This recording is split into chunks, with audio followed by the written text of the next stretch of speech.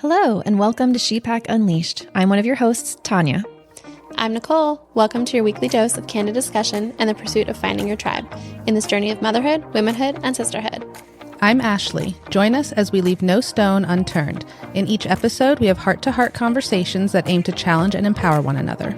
I'm Jenny. No more waiting. Shepack Unleashed begins now. Welcome back, Shepack. In this episode, the Entitlement Epidemic, Parenting in the Age of Me.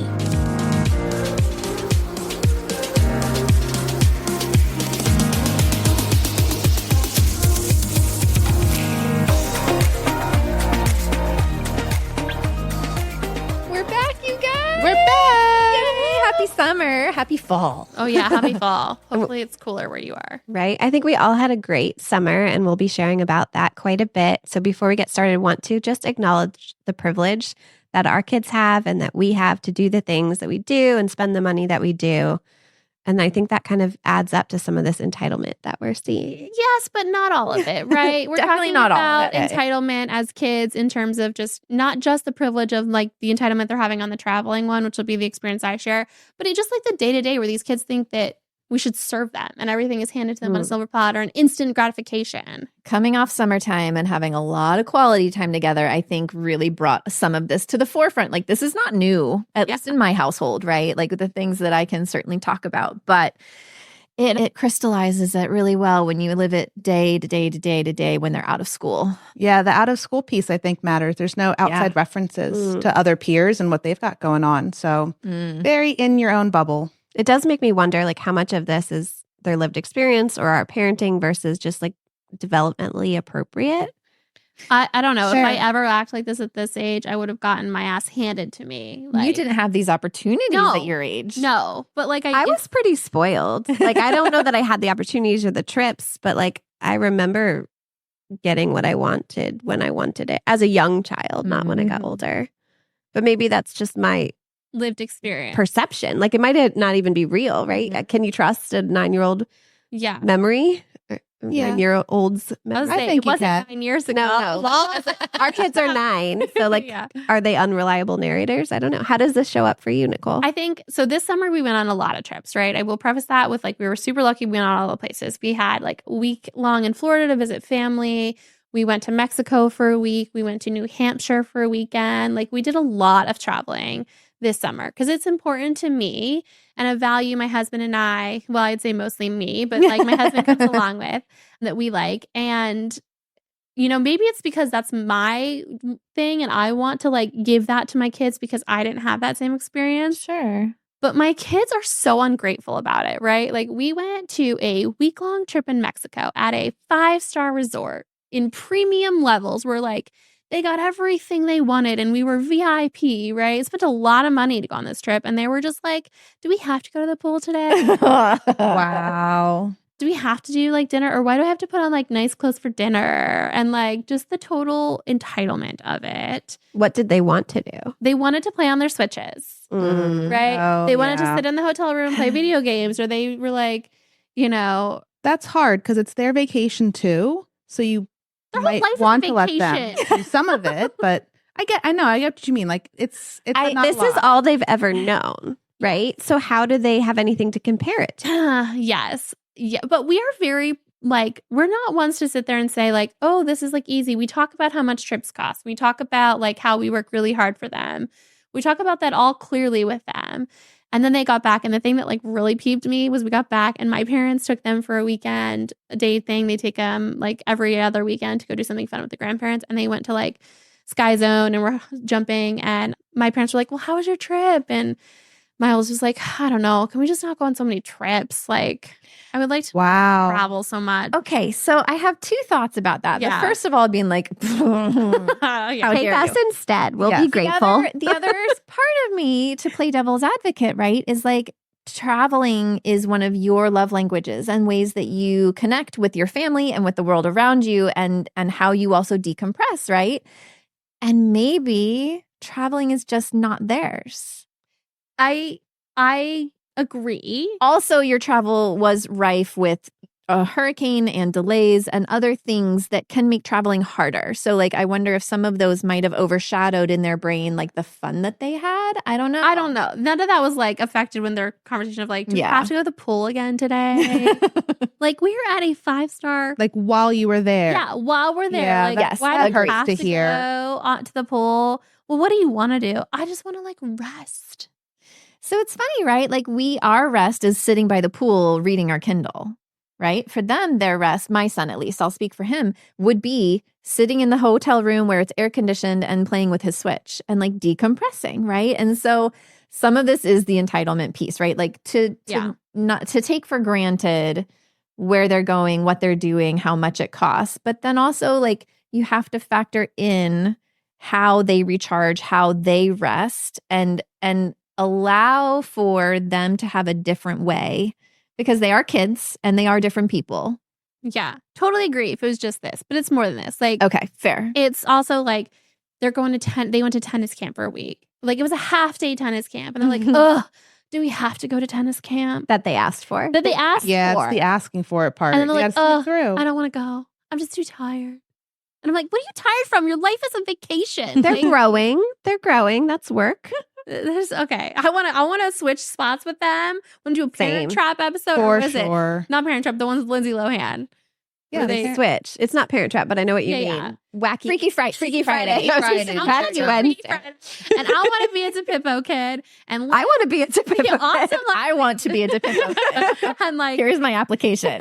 Right. And that they just have little, like, so it's kind of like, okay, so do I just leave and be home next time? But how much is it? And I know I don't want to poke the bear because we did a whole episode on this, but like how much is it the screens and maybe like a dopamine addiction to the Switch and the games versus like truly wanting to like for me, right, those are two different a things. regulation tool? Is the screen being like over dependent upon from like a regulation tool or like, you know, because it uses so much of their brain, even though it looks like they're sitting in still as a parent, like it uses a lot of their brain to do. I agree. And like how much of it is related to that kind of desire to not be too far away or to do that more versus like, I would have a different response if they were like, I just want to like play in the backyard or I just want to read a book. And maybe that's my bias showing. Yeah, I agree. I think it is the screen thing. It's their total addiction to it, especially in the summer when they have more access to it because we're not in school, because we have more leniency, although they still have limited times, right? Like they only have an hour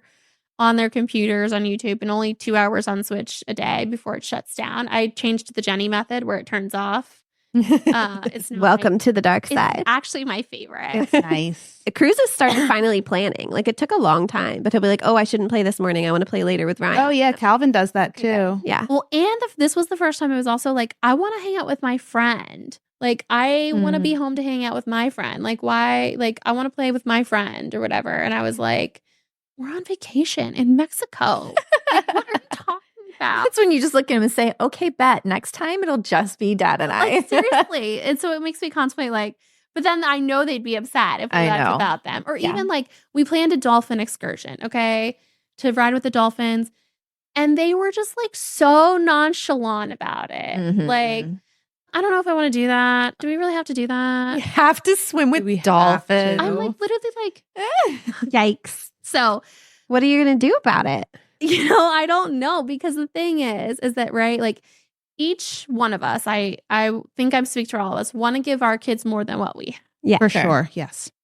And with that, there is this problem of they don't know any different, right? Like like they don't know the absence of it. Right. Like they have no concept of that, like, hey, we don't live in a, like, how would you not live in a big house with my own room? And like, they, like, I grew up sharing a room with my sisters. Like, they don't even understand that, right? Or how do we not be able to afford the things we want to do? Like, I want to do horseback riding. It's not even a question that I get to do that, right? So like, and we do all the things. We teach them about money. They have like money they earn from school. They got bonuses at the end of the year for their grades improvements. And like, we do all those things. But how do you really work through this? Like, it's all they ever know. Yeah. Until they move out and I'm going on vacation and you want to come, you better pay. I wonder how much of it is exposing them and then letting them choose. Because they're trying it and you're giving them the opportunity. Doesn't mean they're going to like it just because they're trying it. Yeah. I also think, I was thinking of exposure differently of like, Maybe they're starting to get old enough that we could think about or do some research on, like, could we volunteer? Could we give back some way? There was one year we went around and helped prepackage meals for Thanksgiving and Beto, and we delivered it to the families because a lot of the families didn't speak English. And that was really impactful for Cruz to see. Made me a little nervous, if I'm being really honest. But like, I wonder if and when do we start thinking about those types of experiences to help them like kind of anchor and I don't know, the reality. Like a concrete example, right? For the horse riding lessons, if there's an opportunity for them to help volunteer at the barn and to help muck stalls and to help feed the horses, like the things that go into maintaining the environment for the horses so that he has the ability and the privilege to ride. Yep. But like he has to actually get more involved. I don't know. I could, and I mean, obviously, from a liability standpoint, that may or may not be possible. But I like think now that they're older at 9, anyone can shovel poop. Yeah, I think when we looked at volunteering earlier on, they weren't old enough to like be Right. eligible to go. And then I still do have the 5-year-old. So like, yeah, same. it's not, but I do agree. Like we have to give them, and we talk about it. We've got books about it. Like we do donations, we do food drives. Like we volunteer at their school for things for other people. I just think it's the age of like pre-teeny. Everything's about me. Everything. It's hard too because I feel like it's currently, at least from my perspective, we want to empower our kids to be like, yes, you deserve opportunities, right? And what you do with those opportunities is up to you. But like we want to empower them to like seize those opportunities and to feel worth and worthy of them. But then like it feels like it just keeps going to the extreme. And it's like, wait, you don't deserve it all though, like outright. You like, just deserve the opportunity earn the opportunity, right? I think that's the developmental piece. So like you were saying, Jenny, how much is developmental? They're all, the older ones at least, are on the cusp of that period of time where they're differentiating from their parents. Mm-hmm. So they're really like developing their sense of self right now. So if they're thinking of me, to me, that makes sense. They're trying to figure out who they are before they like branch off to be their true own person. Yeah. And I think we're getting to the point where like Evan distinguishes now, like to my husband, like he's his best friend in the family. Like not his best friend, but his best friend in the family. And my husband's like, "What do you mean?" How's Steve taking that? Pretty much. Not well, if we're being honest. He's like, "Huh? What?" So I think it shows up in other places besides travel too, right? Like this is just an example from our summer travels. Well, so the opposite in my mind, not opposite, right? But the mirror of that for me, where I feel this pain point the most is in the day-to-day, right? So you know, we do take some trips, but our son seems to appreciate the trips when we go, you know, and things like that. But it's the day-to-day, like literally making lunch, making dinner. Our son is so removed and absent from that process. And that's on us, right? We did not instill habits from an early enough age that like, it is your job to make everyone's water or drink glasses for the table or whatever. And I've tried. And I feel like I'm always trying to get those things going, but then I feel like sometimes I'm the only one who like makes sure that it happens. My husband is the cook most often in our family, right? Like 75% of the time, he's probably making the meals. So he's busy doing those things, right? And so no one is following up after our son to make sure that he contributes. And it's getting more and more of a pain point for me that I'm like, I get bitter about it, seeing him over on the couch playing his video games and not helping, not contributing. Mm-hmm. Embarrassingly enough, right, our son is still very selective about what he eats, and we still cater to that. We still make side of chicken nuggets and mac and cheese for him. And then my husband and I get to eat whatever it is that we want to eat. We're not catering our meals to him, but we're also catering to him a separate dinner, which... Every night. Yeah. Right. And so it's gotten to a point where, you know, we ask him to turn the switch off to, you know, it's time to now set the table, or it's time to now get everyone's drink refilled, or, you know, you need to make your chocolate milk tonight. And the eye rolls and the huffing and the puffing and the, why do I have to? And I keep threatening him. I'm like, dude, you can either help with this little tiny bit that we ask you to do, or you can make your whole own dinner. Like, do that. That was going to be my question. But I've never followed through because literally the most recent time that I was working with him on using the toaster oven to make his own little frozen pancakes, and he burned the dickens out of his fingers because he grabbed the no. tray without thinking about it. Like later, he did the first couple of steps and then he was going to put it back in and he just didn't use we use like a towel, right, to push it in and out. So then I had to get him like elbow length gloves to make him feel comfortable, like oven mitts, right? Mm-hmm. To start using it. And he's so scared of burning himself now that he won't touch it. And I'm just like, so like I have to find different ways, but like cooking is not in his skill set right now.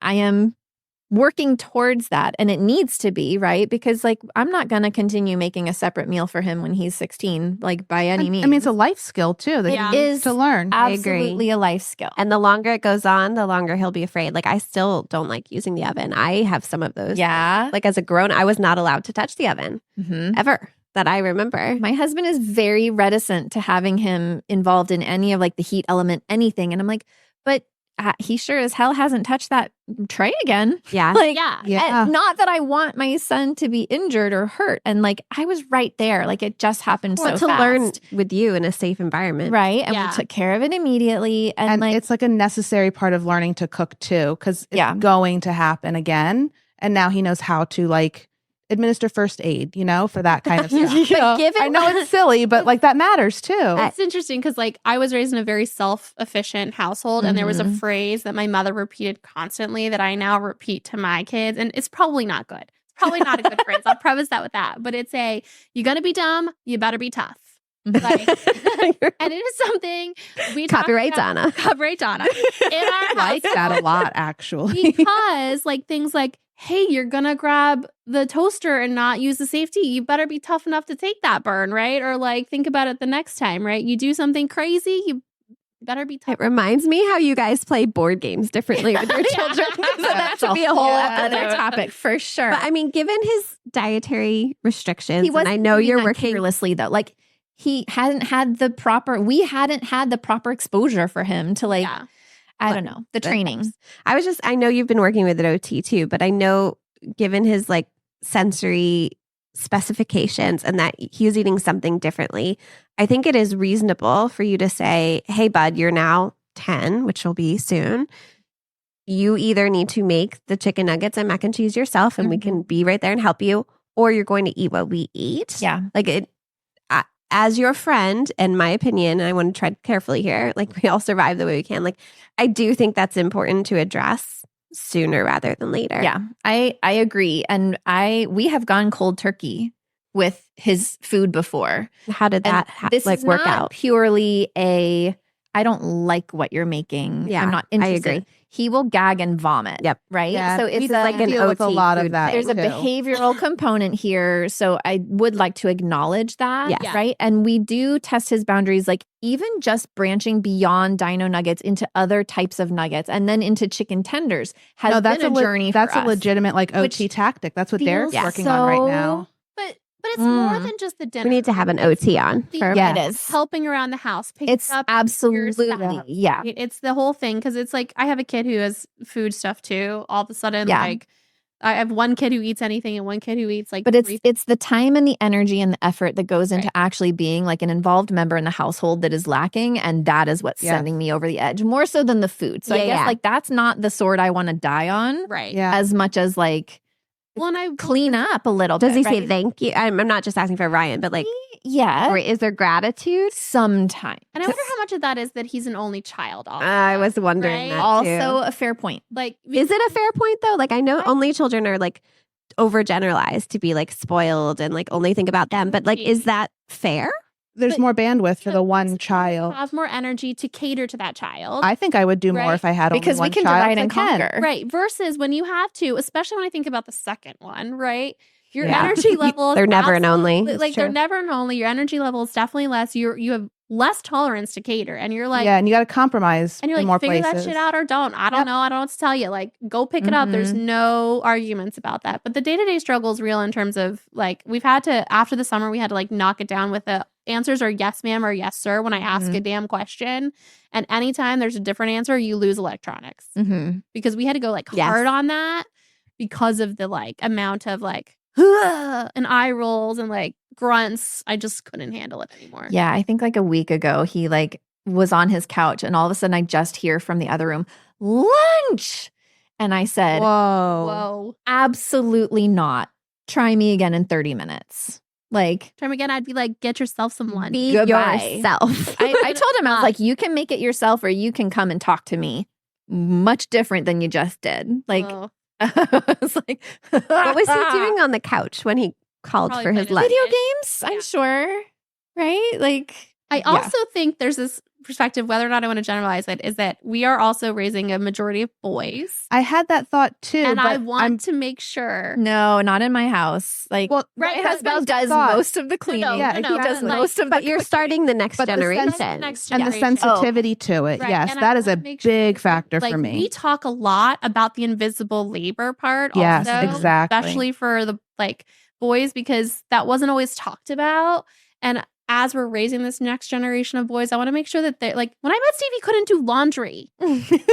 Yeah, Bob couldn't cook when I He met him. couldn't do laundry. Yep, I was like, what are we doing here? it's the life skills Yeah. So and being like And the having- learned learned helplessness. helplessness. yeah, and Yeah. weaponized because incompetence. his yes. mom is somebody who catered to everything Yep. and every whim. Yeah, and I absolutely see that happening and Yeah. refuse to allow it to happen. More Yep. power to you. And your husband being involved. I mean, Yeah. that's a good example too. There, Every day he sees a man in our house Right. doing all of these things, right? that's He going to just serve him well because he'll have. is a very I hope- self-absorbed 9-year-old. Yeah, which but I hope again, of less developmentally, bias. I understand is somewhat appropriate, but also we have allowed Are we going to it. survive these preteen to teen to years? devolve. I would love Oh, if we have God. any listeners that also are moms of onlys, like for them to chime in. Cause Yeah. I had a sibling. I think most of us had, I just don't know if are there things we could do to support him or experiences, or is it totally unfair generalization? I don't know, Yeah. of being an only. Well, he doesn't have to share his space with people. He doesn't have to share his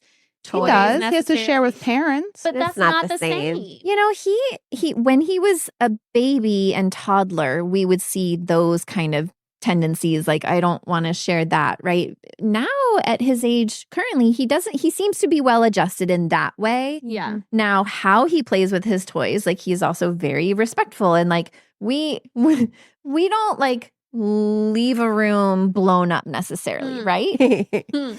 But again, there's 2 parents, 1 kid, Yeah. and he just has learned. And so, his playroom, right? We had a whole bunch of Lego sets in that room. Sorry, this is a little bit of side subject, but we assemble Lego kits and then we put them on a wall and they look pretty and they look nice. And he will make stop motion movies with those as prop pieces.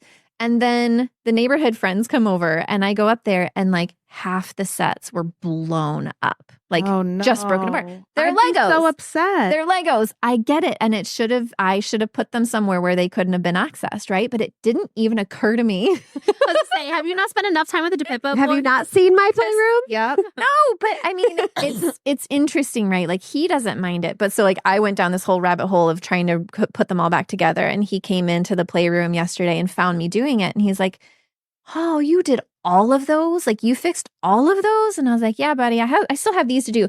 He literally crossed the room and then just gave me a giant hug. Okay, so And he that's was a really "You're the nice best moment of mom gratitude. ever." Okay. Little moments like that. All right. So there's light at the end of the tunnel. There's hope, somewhere. right? yes. Those are going to hold you over.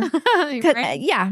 So The smiles when babies were I'm like, little, okay, the right? terribleness. Cute smile. Shit your pants. Yeah. the good person is in there. We just Right. gotta encourage him out Well, a little and more. yeah. I just want to, as the only mom here of a girl, I think it shows up for both sexes, genders. I don't know the right word anymore.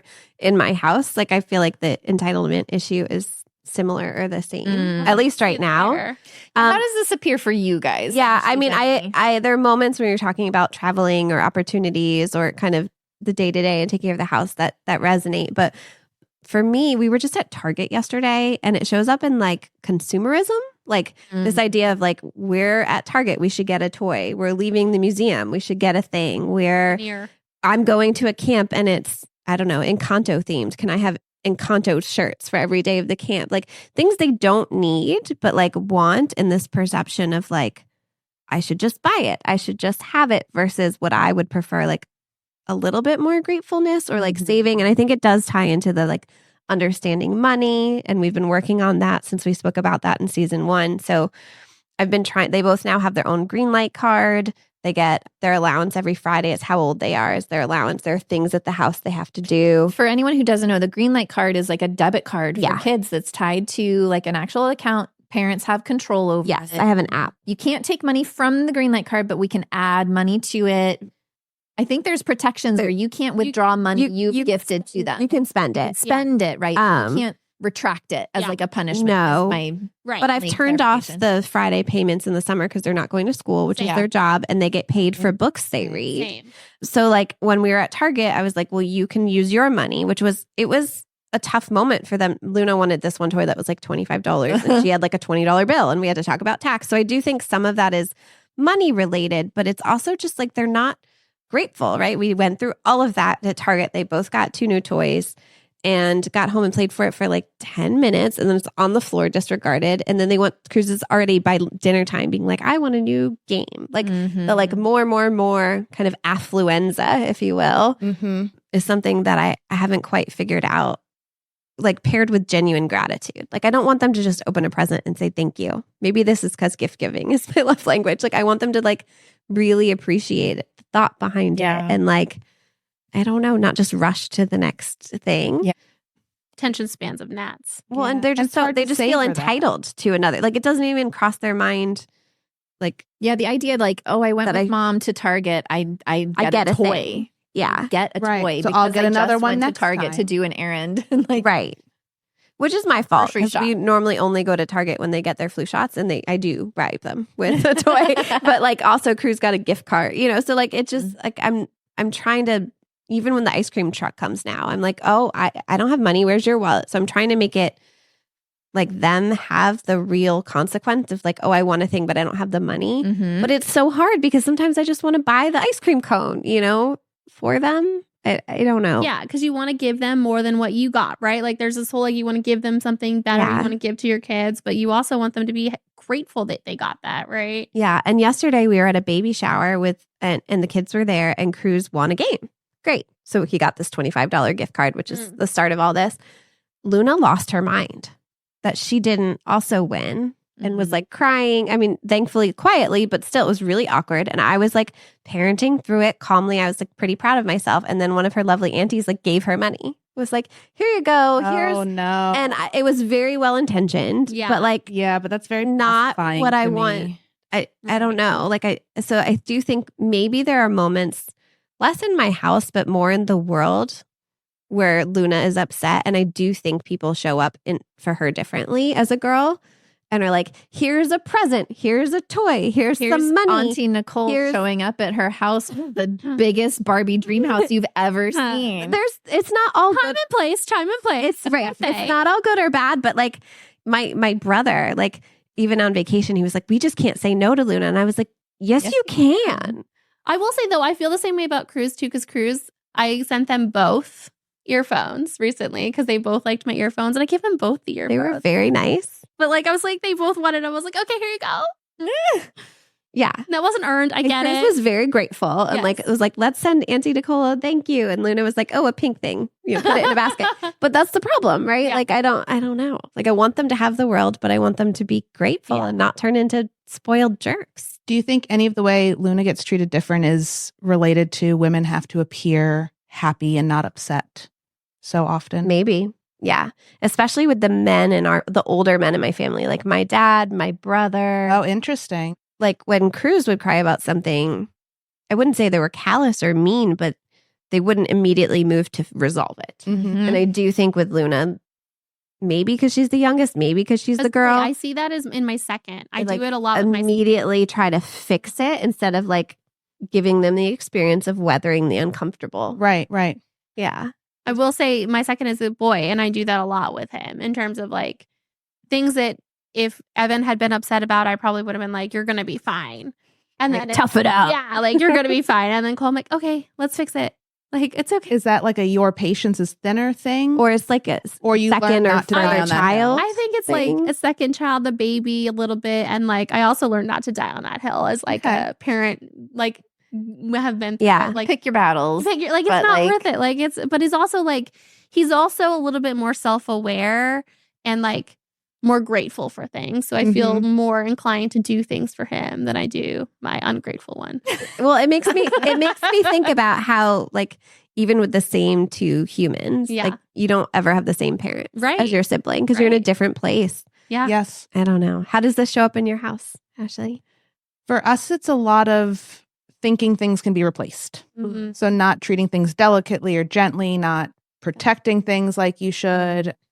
I mean, we've had some like behavior issues over time with being like aggressive and, trashing your bedroom and whatnot. But like you leave your iPad on the couch and your brother jumps on it, you shouldn't have left it there. Like I'm not going to replace it for you instantly. So did that happen?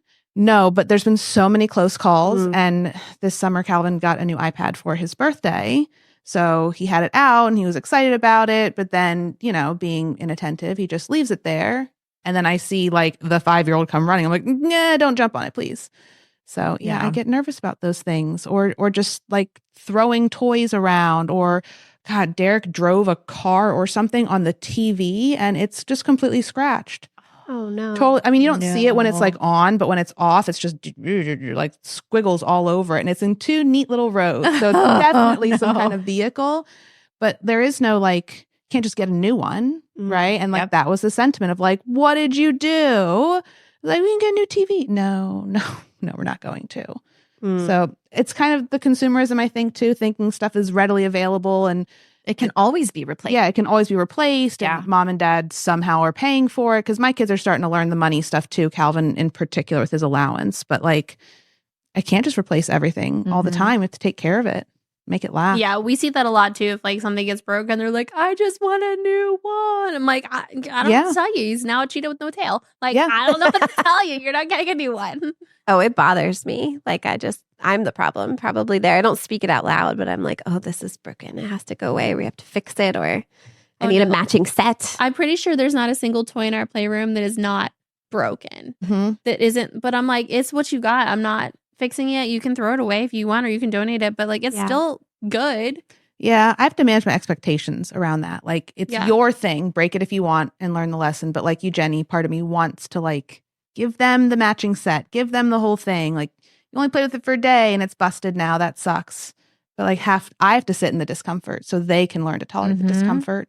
I do wonder how much of this is American culture too. Like, not to overgeneralize, but because Beto's from another country, and again, he came from much less means. Like, he didn't have, I don't want to misspeak, I don't think he had any toys or very little, like a soccer ball or like made his own fun. And so like he gets really triggered and like very angry very quickly about some of these things in a way that I don't think my kids understand. And we've tried to tell them carefully, but it doesn't quite connect. Like, because it's not only their lived experience, but also like our peers, our neighborhood where they go to school. Like they're, again, not really exposed to different levels of income on either direction, but especially those that are truly impoverished. I don't know. But at some time, like, I don't want to make them sad. Like, I think about when we recently went to Cuba, and there's a whole story there, not to go too far down this rabbit hole, but because they're not able to get new things in there as a country, they are so careful with their things. And some of the art I saw there was so beautiful and unique and totally made out of like recycled materials. Or, Cuba's known for those old cars. It's not only because they just like old cars, it's because they can't get new stuff. So they really take care of. And that was impactful to me as an adult. So like, I'm like, do I bring them there to see that? But like, it's also can be really sad and hard because our friends there were like, will you just bring us razors? Like, by the time razors get to us, they're rusted. Or like dance attire, because by the time things get here, the elastics are broke. And like, even to think that in my adult mind, like, was so impactful for me. I want almost to have my kids see some of those moments. But I also don't want them to be like so sad. Like, Cruz is such a deeply feeling kid. I think that would really upset him. Like, he might not be able to get past like, that like almost joke of like, there are kids hungry somewhere in whatever country. But it's true. No, I think getting them out of their own bubbles, first of all, is important, right? And for them to see what the privilege that they do have so that maybe they appreciate it more. And then maybe it's a matter of finding opportunities, volunteer opportunities in that instance, perhaps, that could help him to feel like, here's something I could do, right, to help make it better and easier for other people, if that would bring him joy and less discomfort, I guess. The other thing I was thinking of when you were talking about like shirts for every day of the week for camp or whatever, if there are ways that we could get our kids involved more in creating these things instead of the default, because it's so easy now with Amazon and Target right down the street to just run out to the store and buy something to fill a need versus let's search the house for something that would work instead. Or let's create something, right? That first of all, it would get them off the video games, right? For me, at least in my house. And it would teach them the value of reusing, repurposing things. So not having to go out and buy more stuff.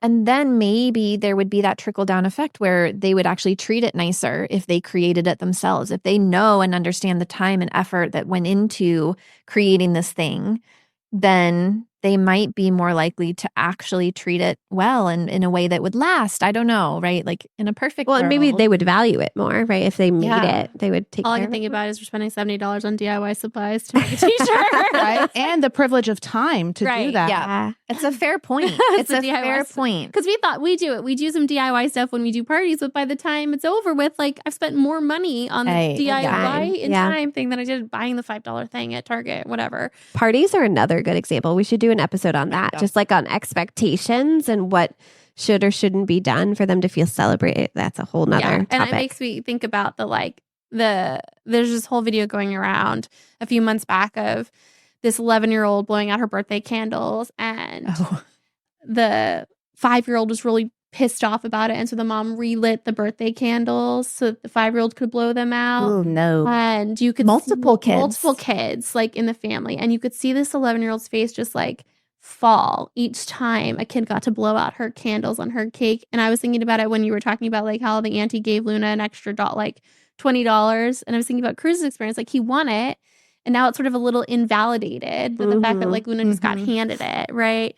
So having that idea that like we shouldn't be handing kids things just for the sake of doing it, right? And it goes into this like privilege thing. Our kids are so privileged, and I think the point of sitting in the discomfort of saying no, or sitting in the discomfort of not replacing something, I think is really powerful, and that's for us to do. Hard though. Hard. As much, if not more so, as they have to learn to sit in discomfort with it too. Like you're not always going to get what you want. And I think it's going to get more as our kids get older. So like I'm going to shout out to the listeners. Tell us how, if you have kids that are like 9 and older, how you are sort of curbing this entitlement or overconsumption or ability. Helping them keep perspective. Helping them keep perspective. What are things you're doing? Are you taking your kids on? All the tips. All the tips. Like, right? Like we need some tips on how we're 10-year-old surviving this phase of parenthood. This conversation did make me think of something our church did recently, which was they had pre-purchased items, and then for a kids activity, they had Ziploc bags and they made blessing bags, which were like things to hand out to people who you see on the street that are homeless.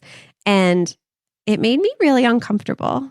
I need to work on that. But I will say when we had those in the car and we would pull up on an exit and see someone, like they would roll down the window and like hand this person. And that did feel good. And now that we don't have them anymore, they're like, we should give them money. And I'm like, maybe we should make more blessing bags. So I don't know. I don't think it's a perfect example, but something that they did briefly that did seem to help. Yeah, exposure to that. So like tell us the ways that you guys are doing to help give your kids exposure to people who may not be as privileged as them or not have as much of what they get, right? By also still balancing the like need to want to give your kids like a good life and experience, right? For sure. All right. I think that wraps up this week's episode. Thank you so much for joining us for kicking off season 2. And we will have much more for you in the next coming months. And if you enjoy this episode, don't forget to subscribe so you never miss out on a future episode. And if you want to connect with us, share your thoughts, you can find us at Shepack Unleashed. Thank you for being a part of our pack. This is Ashley, Jenny, Nichole, and Tania signing off. Stay wild and fierce.